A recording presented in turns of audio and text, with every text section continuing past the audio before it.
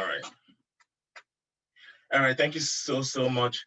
Folks, my name is Chibuzo, and I'm going to share my slide real quick so I can show you guys how to pronounce my name.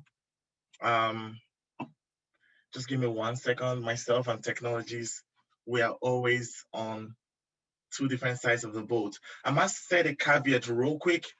Sometimes I get really excited and I talk real fast. If I talk real fast, feel free to catch me. Feel free to tell me to stop and I'll start over again, all right? I'm going ahead to share my screen. And then we have a very interesting engagements to have right now.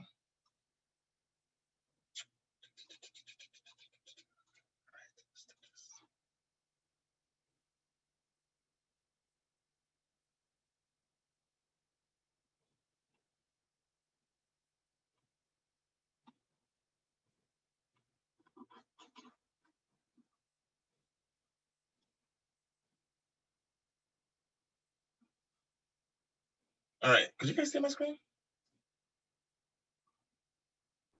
We can see your screen fine. All right.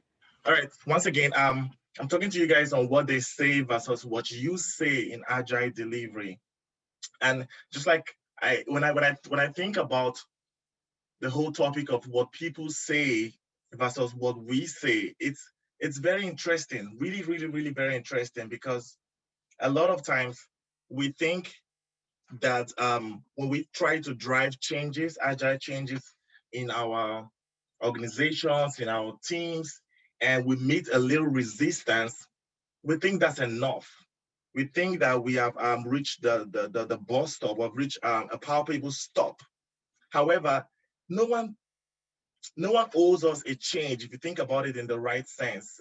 These are software teams that have been developing softwares for years and years, even before the emergence of Agile. So when you talk to them about, hey, we need to drive this change, we need to improve our testing environments, we need to include some stuffs in our definition of done and our definition of ready before we kind of say our stories and our issues and our tags, our spikes are ready.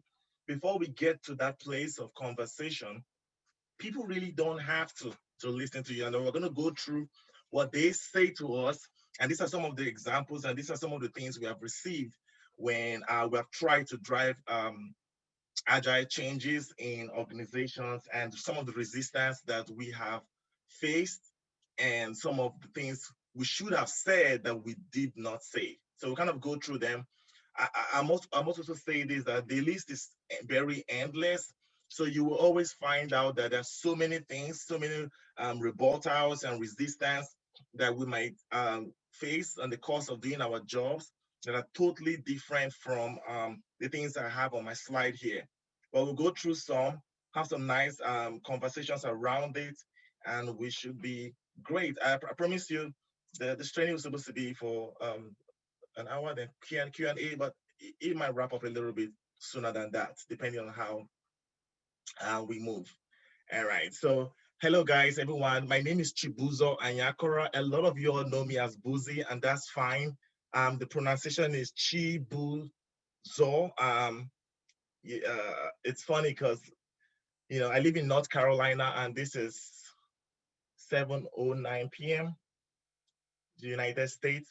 I remember, you know, every time I look at my name when I started growing up and when I was working, and I had to explain myself, explain my name. The word Chi stands out for me because it means the Asian god of peace. And I started by telling people that my name was Chi, and then I started going by Buzi, and then so it's like the Asian god of peace with Buzi. Buzi means a pathway. So I later got a preference to go by Buzi, and that's why I encourage people to call me Buzi. So the spelling is pronounced Chibuzi. Find me on my LinkedIn page there, and that's the meetup page that we currently run with some Scrum Masters. Next slide. All right. So before we start talking, let me kind of share some things with you. So One of the things I found out in my short journey as a Scrum Master, so let me a little bit about myself real quick. So I started off as a project manager in Nigeria, which is my home country. I started off in Access Bank. It's a bank they call Access Bank as a project manager. And then I got introduced to Agile when I moved over to the States. I've worked with some of the best financial institutions here in America. I've worked with Wood Forest National Bank, PNC Bank, SunTrust, Infosys, True Fidelity Investment, and I currently work for Blue Cross Blue Shield. So, you know, when you think about the stances of a Scrum Master, and this is during my long engagements with different Scrum Masters, even Scrum Masters I've worked with, and Scrum Masters I meet in some spaces. When you think about the engagements, I'm just gonna slide right back, all right. When you think about some of the engagements I've had with them, I found out that a lot of them play the other roles. They are great facilitators. They are great teachers. They are great mentors. They are great impediment removals. They're so great. One key critical stance that a lot of Scrum Masters do not play is that of a change agent. And there are too many reasons, there are multiple reasons why we could think about why Scrum Masters are not really change agents. Some of them are organizational blockers. Some of them are monstrous blockers set up by divisions and programs and portfolios that is kind of beyond the team space, and they really cannot effect any change in the team because of those blockers. So we'll talk around some of those blockers. We'll talk about some of those things and how, as a Scrum Master, how you can begin to set yourself and start effecting changes that are kind of beyond the team level into the portfolio, the program, the division, the value stream level. We'll have great conversations around that. So the whole conversation, or the crux of this whole presentation, will kind of be around the change management side, because when I think about change management, I think about someone is you're trying to effect a change. If you kind of unbundle or unpack the word change management, you see that it's all about someone is trying to effect a change. And I have it here from medium.com. It says, whether you call it management or not, change agents are supposed to cause change, you know. You have to cause a change.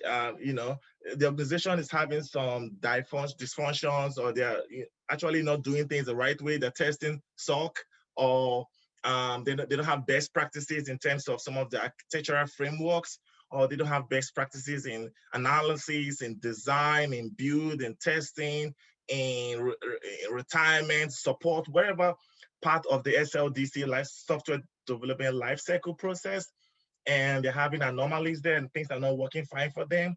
You want to cause change across those areas. They help organizations and teams to inspect and adapt. So we talk about inspect and adapt being one of the last piece of the Agile feedback loop, the life cycle. You always want to make sure that organizations have a chance to learn from their mistakes. They have a chance to kind of retrospect on themselves. And this is cuts across them, whether it's from the team level to the program level, the value stream, regardless, they have a chance to really take a step back and kind of reformat, for the lack of a better term. When you do all that, those are the things that lead to change. However, you will see that change has to be intentional. Change is not something that happens, it just falls out from the blues, or it just comes out from the skies. Changes have to be intentional.